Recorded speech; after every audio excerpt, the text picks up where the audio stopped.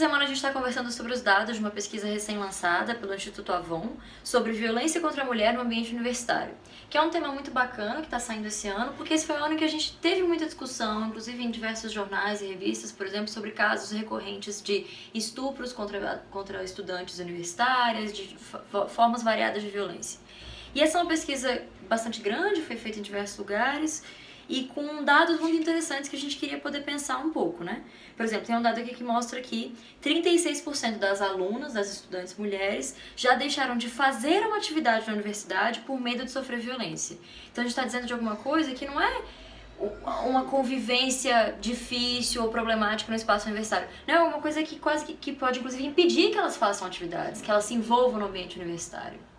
Nós estamos falando de uma em cada três. Sim. De pelo menos uma em cada três. Ela diz coisas como, por exemplo, eu não vou fazer uma disciplina à noite porque não é iluminado o campus. Sim. Porque eu não tenho transporte noturno. Sim. Quais são as consequências dessa introjeção do medo como um mecanismo de proteção? Sim. E que nós teríamos dificuldade de até chamar isso de violência, porque não Sim. tem um sujeito concreto perseguindo ela. Sim. Mas é porque o contexto é tão opressor que ela diz: eu não vou aproveitar das chances da universidade, porque eu tenho medo.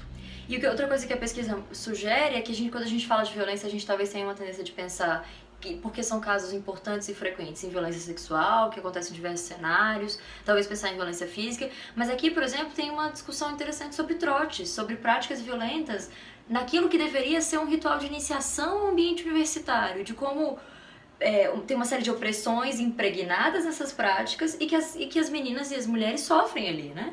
E o trote é muito interessante porque, como ele é uma prática das universidades, ela nos chama para algo específico. Mas a verdade é que o nosso espanto sobre esse estudo era quase que uma ilusão de que um rapaz ao entrar na universidade, ele viveria uma coisa mágica de uma subversão dos padrões de opressão de gênero. Sim. Como? Sim. Se a nossa conversa agora com redação de Enem, ideologia de gênero, escola, não pode se nem falar em gênero nas escolas. Como é que esse menino de uma hora para outra sai dos 17, entra nos 18, entrou na universidade, ele não acha mais que não pode oprimir, que não pode discriminar? Como? Sim. Sim, como é que ele vai se questionar dessas práticas Essa todas? é a grande surpresa para mim dessa pesquisa. É não só os dados sobre violência, mas isso que se chamou ambiente universitário. É mostrar que ali você tem um deslizamento das práticas sociais ali para dentro. Sim, mas a própria pesquisa traz um dado interessante para pensar como resolver esse problema, né? Porque tem aqui que, por exemplo, 64% dos homens e 78% das mulheres no ambiente universitário concordam que a violência contra as mulheres deveria ser um tema da sala de aula, deveria ser alguma coisa para ser estudada dentro das faculdades. Então tem uma dica aqui do que a gente podia... E na engenharia, na matemática, na Sim. filosofia, no direito, na medicina. Não é só ali na sociologia, no serviço social ou na psicologia. Sim. Quando sai um dado como esse, que quase 80% das estudantes dizem nós precisamos falar. Sim. E é muito interessante porque se chama falar sem medo.